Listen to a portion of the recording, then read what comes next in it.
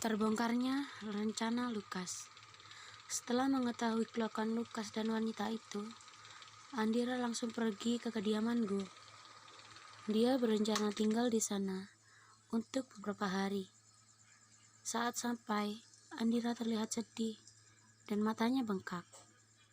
Setelah menangis di sepanjang perjalanan, semua pelayan menyambutnya di pintu utama. "Selamat datang, Nona.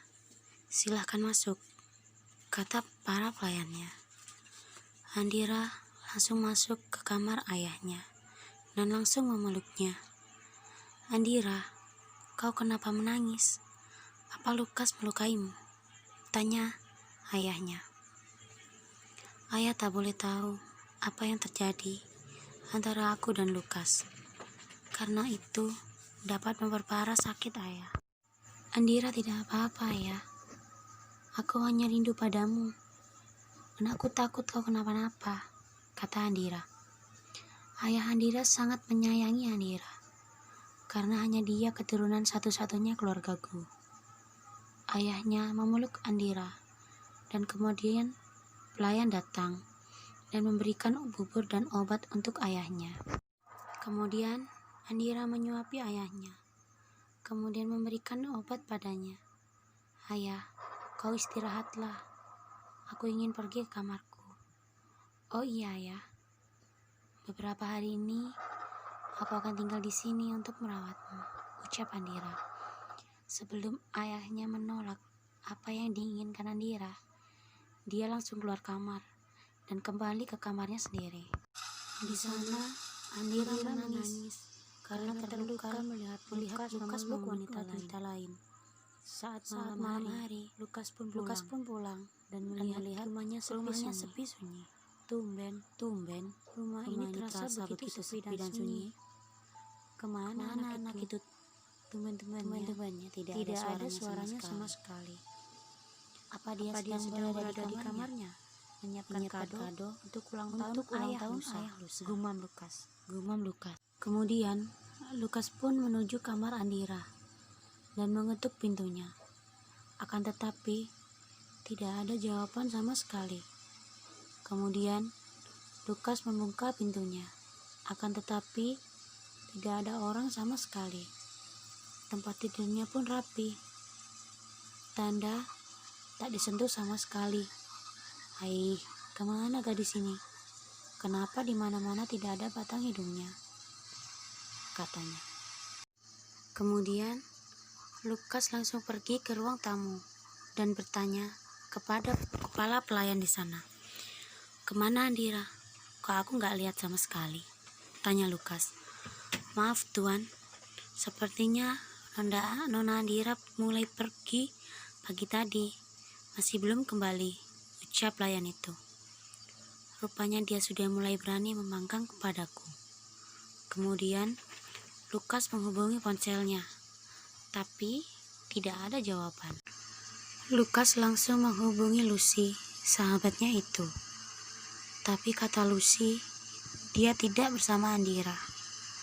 Lucy bilang pada Lukas kalau tadi Andira berjanji dengan Lucy akan ke rumahnya, tapi sampai sekarang tak kunjung datang. Lukas pun mulai khawatir dengan keadaan Andira. Kemudian dia menghubungi kediamanku. Kring. Kemudian ada yang mengangkat teleponnya. "Halo, dengan kediamanku. Ada yang bisa saya bantu?" ucap pelayan itu. "Aku Lukas. Apa Nona Andira berada di sini?" "Oh, maaf Tuan Muda. Iya, Nona Andira berada di sini karena Tuan sedang sakit," katanya. "Oh, sekarang Andira di mana?"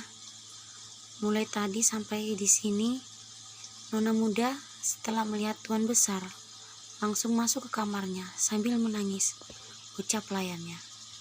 "Kalau begitu, tolong sampaikan padanya bahwa aku tidak bisa menghubunginya, dan bilang kalau besok aku akan menjemputnya." "Baik Tuan Muda." Setelah menelpon Lukas, langsung ke kamarnya dan kepikiran karena Andira katanya menangis. Sebenarnya, apa yang terjadi kepada ayahnya? Kok dia sampai menangis? Apa ayahnya sakit parah? Karena Lukas kepikiran terus. Kemudian, Lukas pun pergi menuju ke kediaman Gu untuk melihat ayah mertuanya itu. Sesampainya di sana, Lukas pun disambut para pelayan kediaman Gu. Tuan muda, nona muda ada di kamarnya, ucap pelayan itu. Kemudian, Lukas pun menuju kamar Andira, karena ayah mertuanya sudah istirahat. Oleh sebab itu, Lukas tak melihatnya. Tok, tok, tok. Nona muda, tolong buka pintunya. Tuan muda Lukas ada di sini.